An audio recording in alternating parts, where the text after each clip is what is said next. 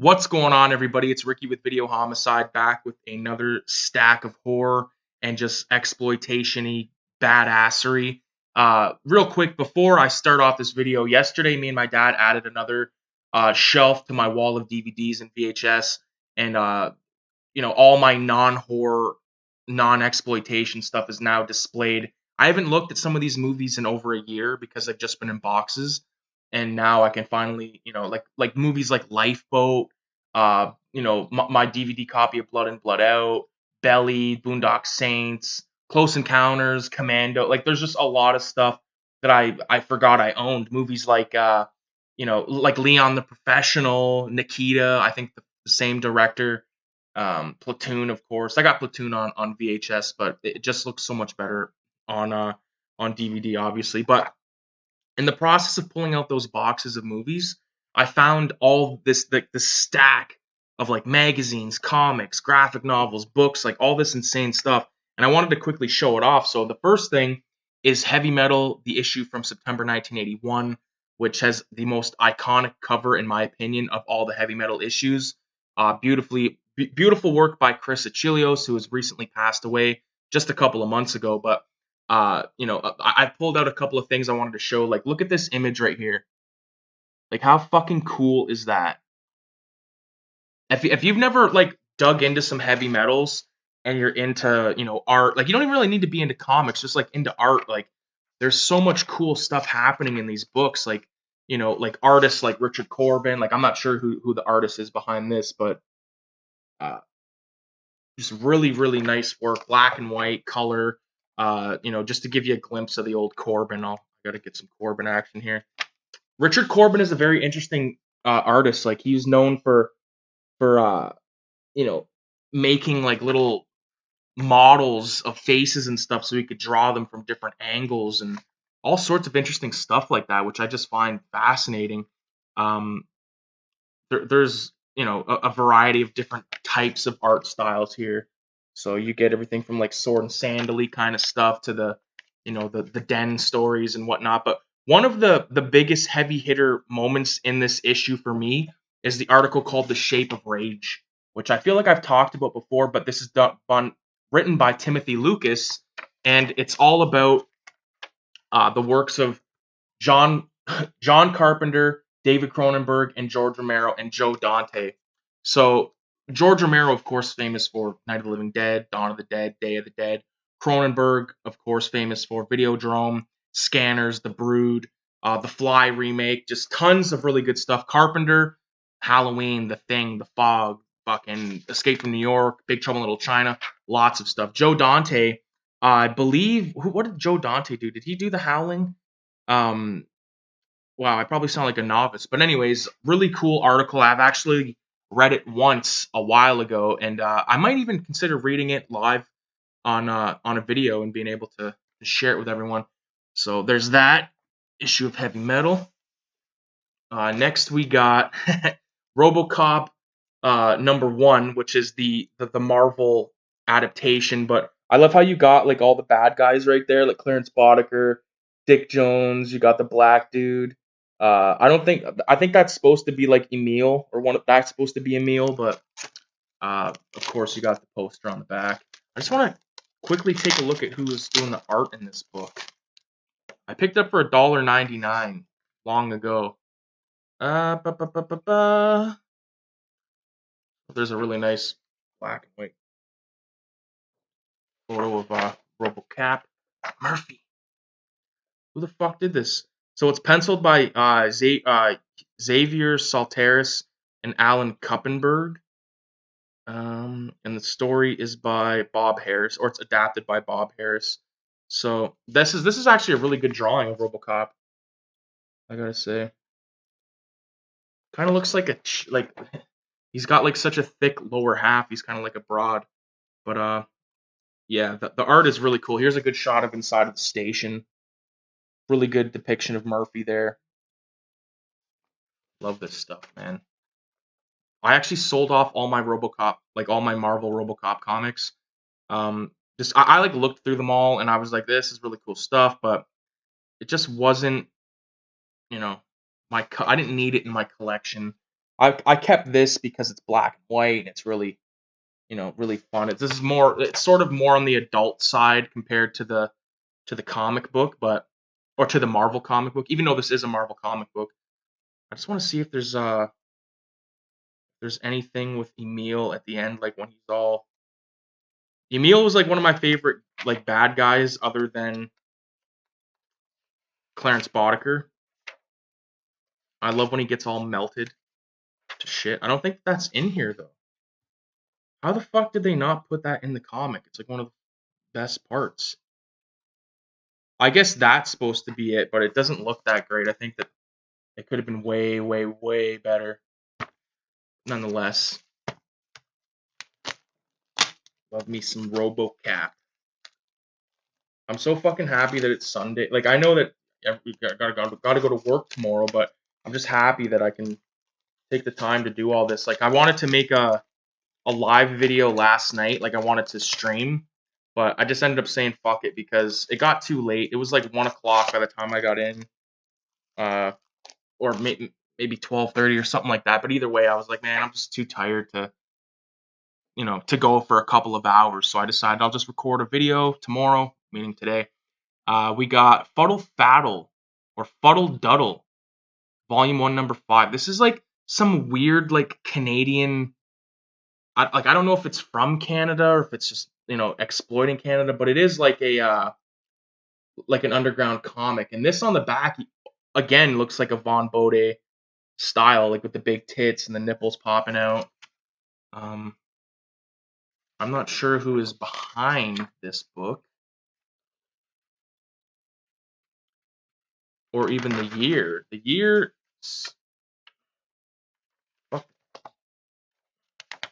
Wow, the pages are thick as shit. So this is from 1972, and like it says "fuck off" right there, so it's not like a kid's book. Again, this is very, very, very Von Bode. It could even be Von Bode for all I know. I'm not sure. Very Mad Magazine-ish. The cool like cab. I always love cabs, like drawing cabs and stuff like that. We got some this type of stuff. Queen with her titties out. Is this all? This could be Von Bode shit, man. I'm telling you. It looks like it. Well, here's the fifth. Thought it wouldn't happen, eh? But despite the slings and arrows of huh? There's no fucking creative team anywhere. Published by JRD Publishing under the watchful eyes of Mounty Python and the paternal patience of Bruce Rawlings, Peter Evans.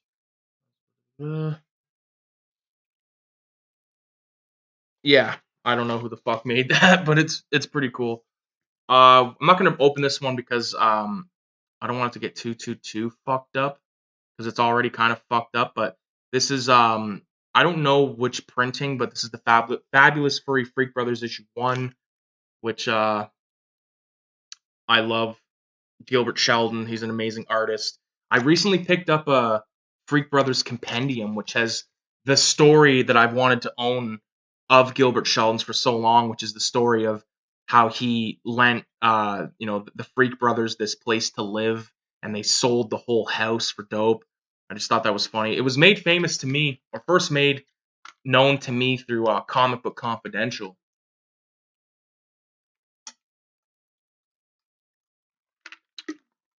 Which is an amazing documentary. I hope everyone's seen. Okay, this was a score. So this is an RPG book, but I didn't buy it for that. I bought it for the art because all the art is by Kevin Eastman and Peter Laird.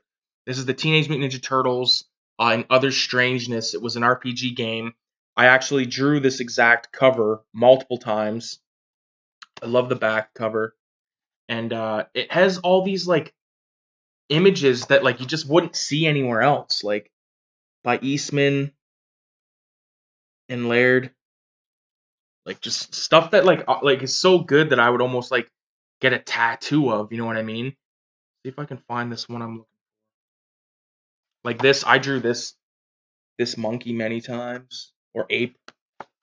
There's like these two dogs. There they are, right? Or there's a few dogs, I guess. Yeah, I drew all this shit when I was younger, man.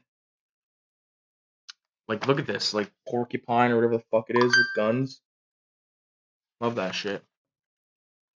There's like full-on comic pages. I don't know if they're original to this or not, but um, either way, if you can get your hands on this, I highly recommend it. It has all the weapons and their damages and stuff. I've never played an RPG game, but I feel like it might be fun.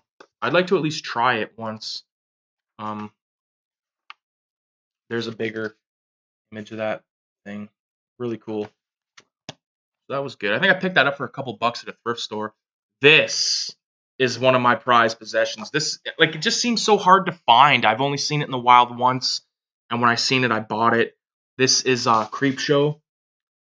Of course, adapted by Bernie Wrightson. The cover art's by Jack Kamen, and it's based on the George Romero film, based on the Stephen King script, Creepshow. And like, oh man, this is just so badass. I remember when I first seen it at Shock Stock when I bought it. I was like, mine. Grabbed it. I think this is what, like I don't know, the 10th print. I don't give a shit. Like, that doesn't matter to me. I own the Creepshow book. Let's show a few pages. Like, look at this stuff. Bernie Wrightson, man, he's one of the best artists ever. Like, look at that. He knows how to do like horror. Like, he was built for horror comics. And then of course we got The Lonesome Death with Jody Verrill. Oh fuck, I didn't mean to skip right through it. I just want to show like a couple pages from each story.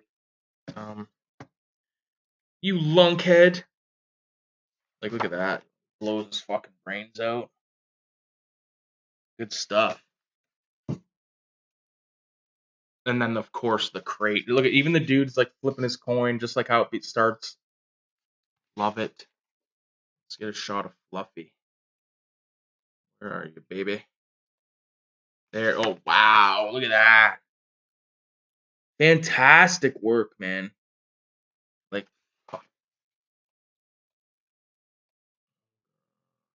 something to tide you over. That's a good like double page.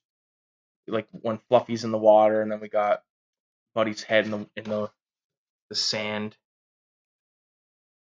I want to see them as ghosts. Actually, they don't look like, I'm not hating on Bernie Wrightson, but I think he could have done better with these. The Galen Ross and what was it Ted Danson? I don't know who the actor was. And then the weakest story, in my opinion, of course, was the cockroach story. I just wish, like, if I could trade a story from Creepshow 2, it would be Chief Woodenhead. I would put Chief Woodenhead in Creepshow 2 or Creepshow 1, take out the cockroach story. Really cool stuff. Great little addition to the collection. This is something that's really fucking old, man. This is like one of those things where it's like a scene, and then you have like these. They're not stickers. They're just like kind of a vinyl thing, but it's Thomas the Train. So there's Thomas the Train, and you could like put them so it looks like they're doing shit and they're falling everywhere. But this, like, I want to give to my kid when I have a kid. Like, you know, shit that's really old that I've had for like 20, like 30 years.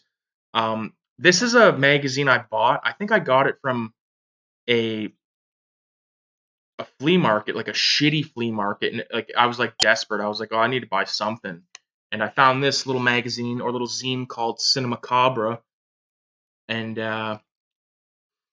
it has stuff like on the back. There's a Bride of Frankenstein poster, but it has all sorts of like write ups. Like it goes into all kinds of things, like from demons, Frankenstein, um, Forbidden Planet, Daily Animals, Prom Night, Creep Show, all that kind of good stuff. This is probably from about what 1983, I would say. Oh, from 88. Oh, this is put out by. Oh no, that's the cover, Bob. Ba, ba, ba. I don't know. I guess it's from about the late '80s, but Cinemacobra, little zine. This, not sure where or when I got it, but it's from 1974, and it's Vampire Tales #6, which is a comic. Uh, a lot of like these Marvel and Warren like comics are known for their amazing art, you know, and for all the good reasons, because like it is all amazing stuff, different artists and stuff. Here's a novel Way to Die by Chris Claremont. So some early '70s Claremont writing. Um, so this is the last in a 5-part series. So like obviously, who the fuck's doing the art? Pablo Marcos. Like look at this, amazing. It's like watercolors, really good stuff. Can't go wrong, man, with these old horror zines. Like so much detail was put into them. Like these artists, like that were doing the horror zines or the horror magazines and shit. Like they really respected what they were doing and did good jobs. Looks like there's like a pirate one in there. But yeah, man, this was a good little how do you do. There's like a write up, some kind of write up. But there's The Exorcist. Really badass shit. Vampire Tales. Next week. Oh, okay. So the reason I bought this is because of the main story, and that is Fangoria 142. Like I don't personally like buying Fangorias that are outside of the early '80s. I kind of like to keep, like, same with heavy metal. Like I like to buy the early stuff because they focus on the stuff that I like the most. But this is, I had no choice but to get this. This is the Tales from the Hood issue. Menace to Everybody. Love Tales from the Hood. I think it's one of my favorite anthology horror films. And we got a moment.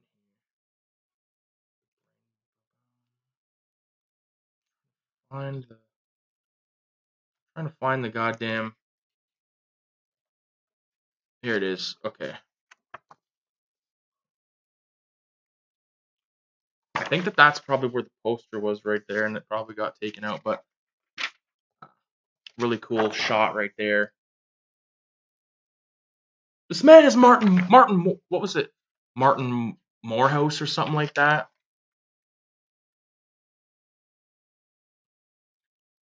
Wow.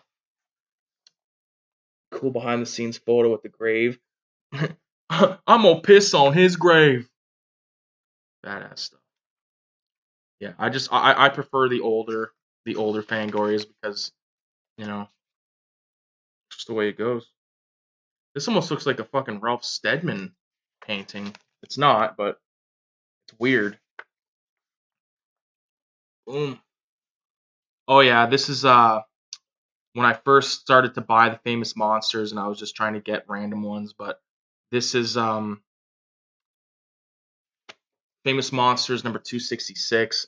Again, I like the early issues of famous monsters, but some of the older ones, like the later ones, are fine as well. But um, it's just I feel like there's so many ads in some of these. There's a good article about Creature from the Black Lagoon in this. Really cool stuff. If you've not checked out any famous monsters, you're doing yourself a disservice because there's all kinds of there's articles, there's funny shit, there's posters, you know there's a lot of Creature from the Black Lagoon in here, man. That a Basil Gogos painting? Oh, Bob Eggleton. So Bob Eggleton and Basil Gogos, they were like really similar,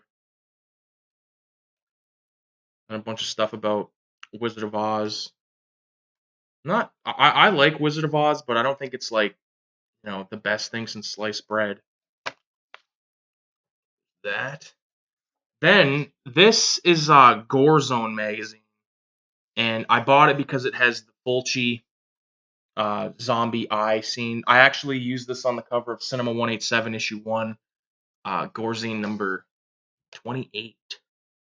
But again, there's just like a lot of just ads for like t-shirts and all kinds of shit that I don't care about. Like, but here's like a good write-up about Pieces, which is a great film. Great, uh, I believe 1980 or 1981, sort of like kind of a giallo in a way, but it's like made in Spain. Regardless, it's a really fun movie. And one of the best parts about that movie is one of my short films played in between Pieces and Evil Dead at the drive-in a couple years ago. I'll never get tired of saying that.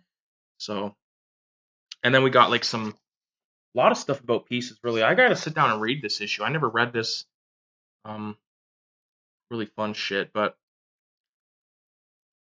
again, like a lot of times, there's stuff about newer films that I have zero interest. Like girls and corpses, sex, like I'm not into it really. Like when you like on the porn sites and stuff, you'll see like zombies, like like guys done up as zombies, like banging chicks or vice versa.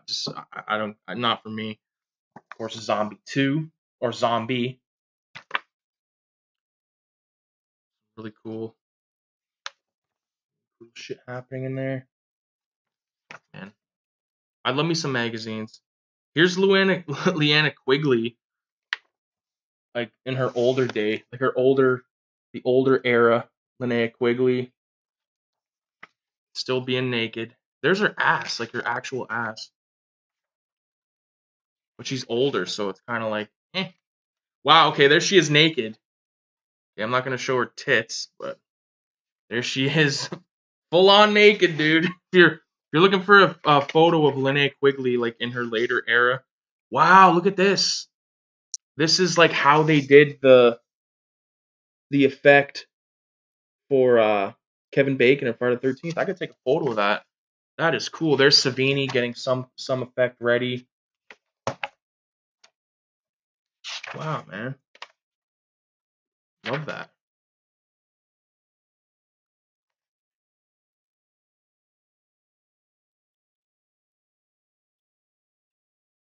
Yeah, had to.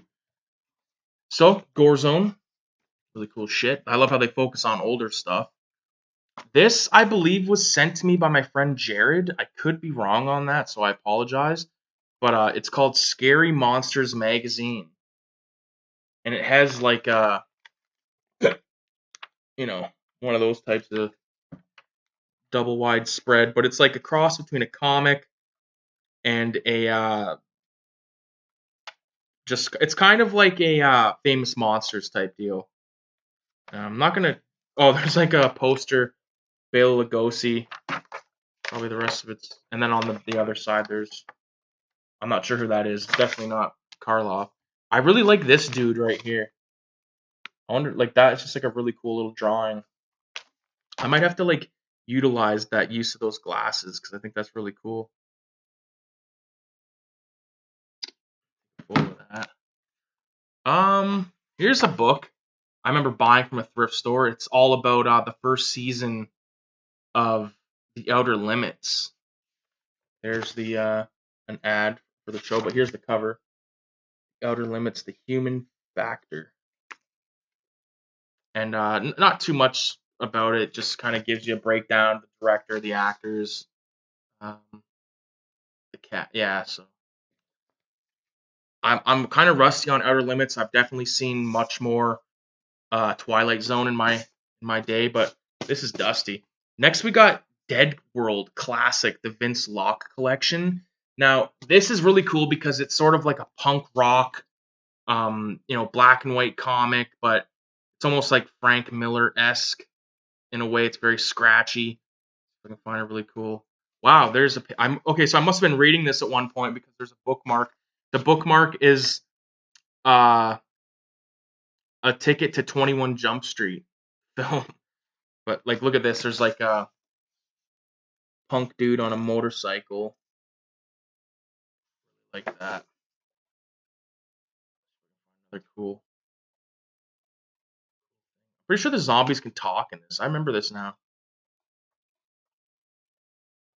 Um, really scratchy stuff here. Cool shit. Dead World. Oh, this is really good. This is hardcover of Born Again, Daredevil Born Again. I believe Frank Miller, David Mazzucchelli did this story together, and it is very well done. Really good story. But again, like these reprints, they don't look as good as the originals.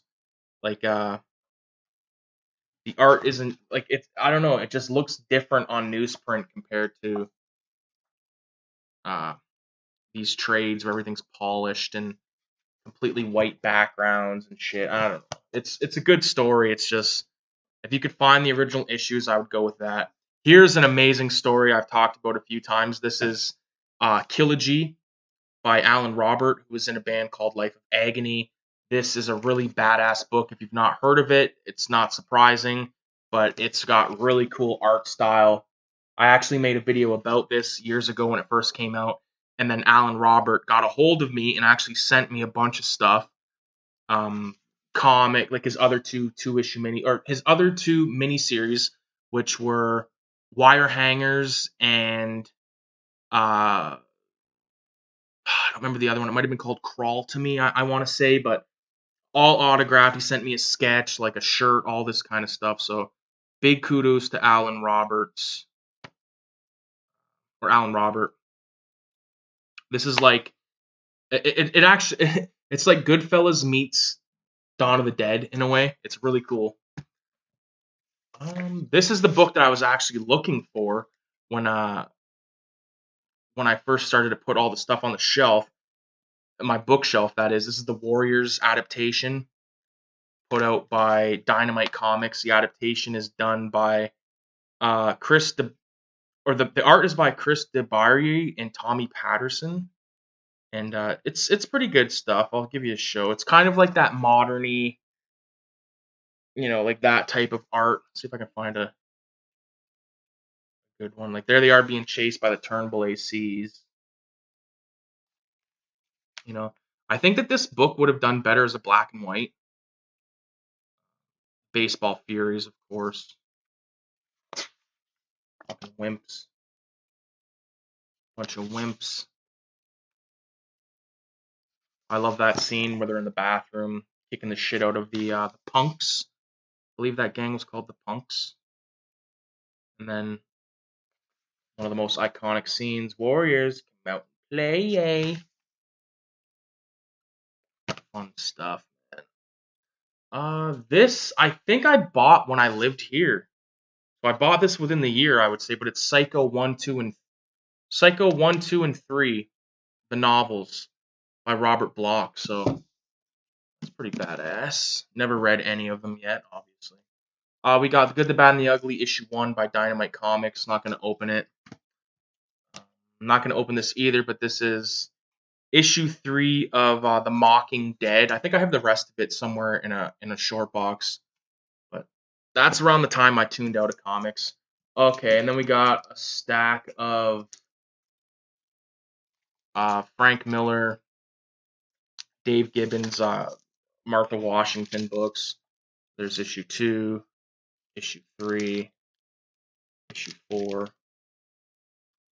Dies. Yeah, I don't have like a run of that or anything like that. But Dave Gibbons is a good artist. Here's another a Bernie Wrightson one shot, or number 3, put out by Seagate, which is in association with DC Comics. Don't know much about that. Lost Boys issue 1 of 4, The Frogs, Reign of Frogs. Love the Frog Brothers. I actually love the art on this cover as well. Good stuff. We got some older stuff. We got Ghostly Tales, number 148. This is Charlton Comics put out a lot of really cool horror titles. Some have amazing art, some have shit. Here's a Whitman Grimm's Ghost Stories. That is number 60, I believe. We got Ghost Manor, number 32. Good cover. Some skulls. Like, if you're ever like looking for like inspiration on how to draw a skull or something like that, like, get any of these old horror comics, man. You'll just be flooded with inspiration. They really knew what they were doing back then. This is number 52, put out by Charlton. Another Charlton. We got Ghostly Tales, number 88. Like, here's an example of like mediocre art, in my opinion. Especially like that chicken red. Like, that is just bad. This is Ghosts. The Many Ghosts of Dr. Graves. This is a Silver Age book, number 8, 12 center. Probably from about, what, 66 or so. This is a cool book. This is if you have Subway art by Henry Chalfant and Martha Cooper, you need to get this as a compendium because this is Martha Cooper's hip hop files, and it has a lot of her photos from back in that era. Breakdancing, graffiti, street art, man. Really fun stuff. I actually stole that from a library when I was a kid. Here's a heavy metal like graphic novel called Psycho Rock. Heavy metal book. Love their little logo back there. I'm actually gonna open this up because I don't really remember what the interiors look like. They look good. They look good. It's almost like Corbin-ish. The artists are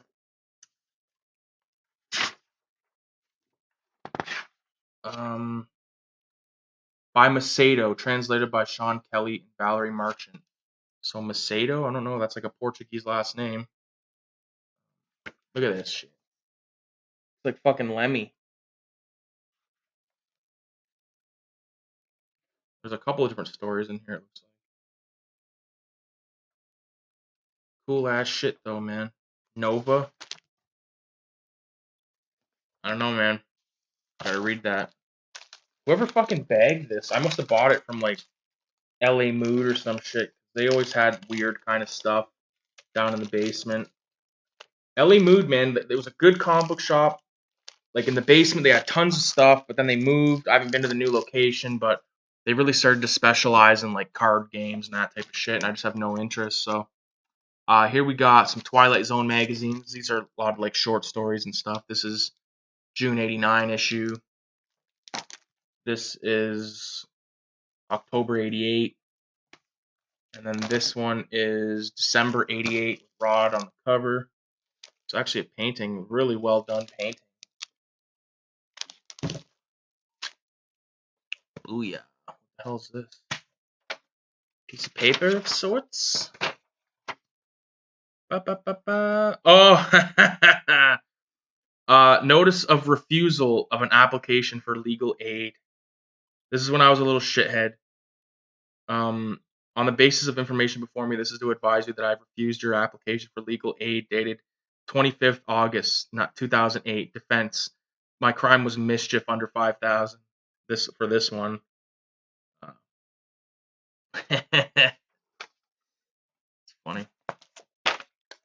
Heavy Metal, January 81 issue. Kind of a lackluster cover. I like the back cover much better. More fucked up. This is... So in my neighborhood, my old neighborhood, Hamilton Road, they tried to do this thing where they had all like this artist like carve all these tree trunk sculptures, and they did like a coloring book about it, and I just thought it was so fucking funny because like this is literally one of the most like crime-ridden neighborhoods in the city, and they got like the Good Shepherd and like this type of stuff. There's even like a Sasquatch one called the EOA Sasquatch. EOA is actually a street gang.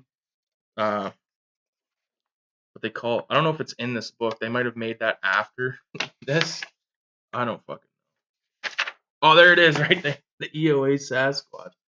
Look, I wonder who did the art in this because it's not the best, but you know, it's for kids. I'm glad I have that though as a joke. I actually got 2 copies of it, so I'll take it. This is just like I must have got this from like Shock Stock or something, but it's just like this like a flyer basically. Here's Video Watchdog number 73 with Hitchcock shooting himself in the head and axing himself in the head.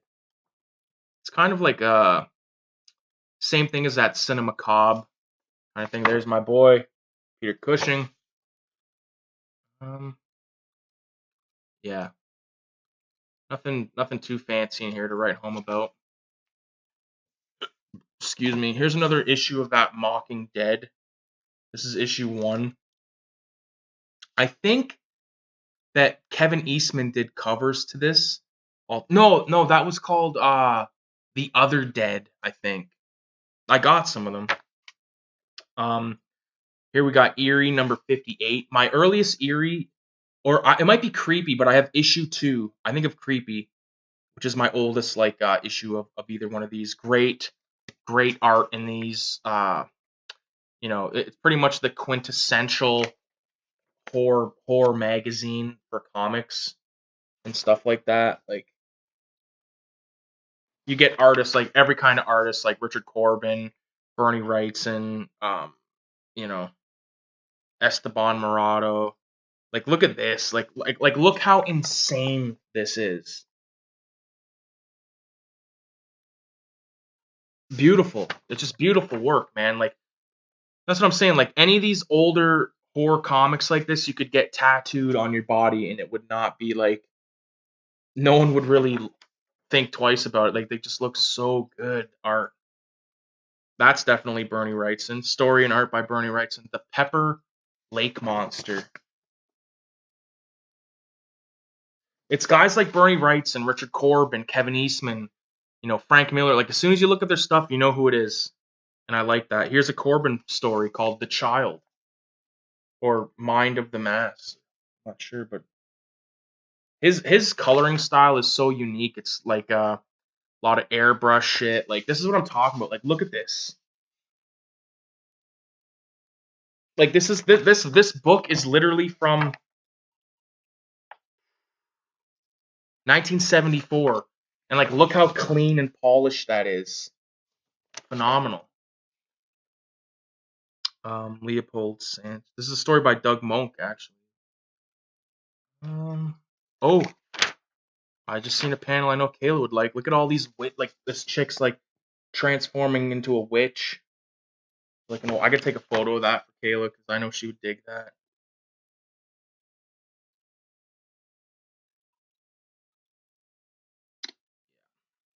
Again, like, inspiration is just flowing into my head right now for some stuff I want to draw.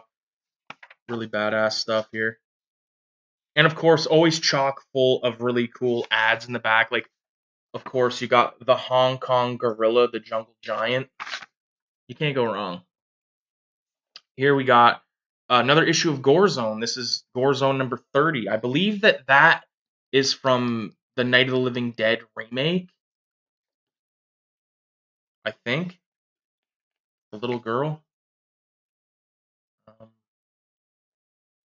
Yeah, Gore Zone is actually badass as fuck.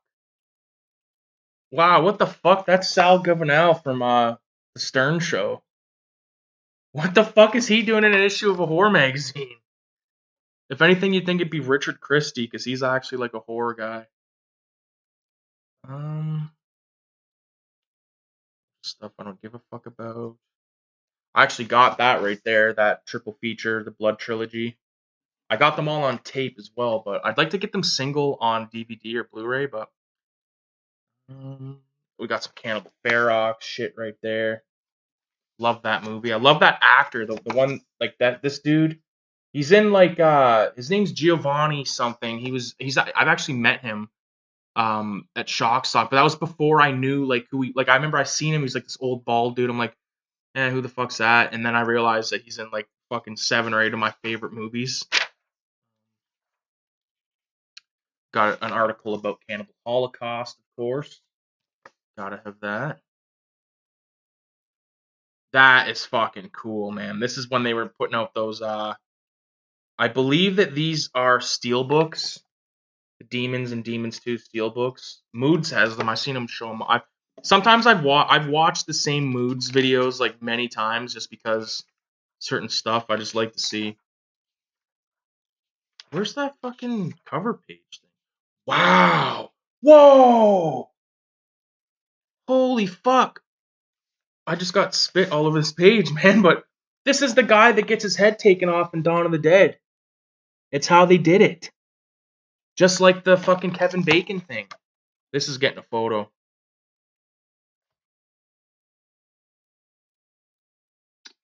Fucking flash. Yeah, the flasher in that. Sorry guys, I gotta take it again.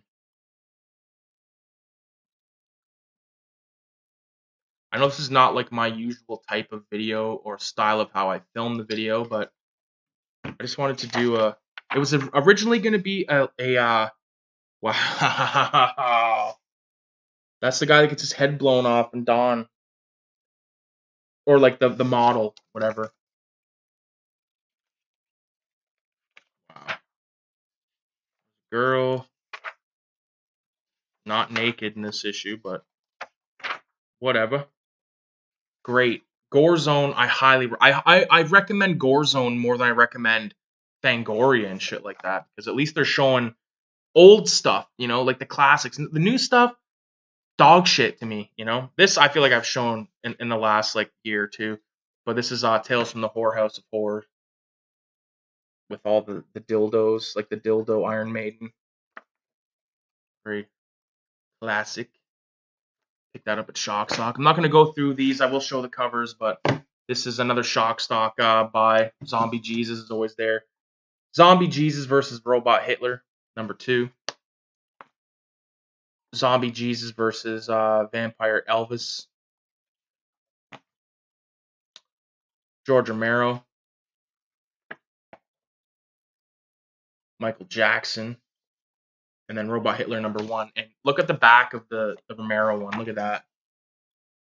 That's cool. He's got his cigarette. He's got his coffee. He's got his fucking viewfinder. Like, what more do you want? Well, that about does it for the stack of madness this Sunday. Hopefully, you guys are having a great weekend. Hopefully, you had a great weekend. Finish it off with a bang and enjoy your week. I'm going to try to pump out a couple of videos this week. I did watch a couple of movies over the weekend that I can definitely talk about. So stay tuned for that. I appreciate everybody for watching. Make sure you leave a 666 in the comments. And definitely, if you have not, check out the video I posted a couple of weeks ago about the Filthy Ralph comic. I've made a comic, a couple of art zines and stuff. Find out how you can pick those up. And with that being said, adios, amigos.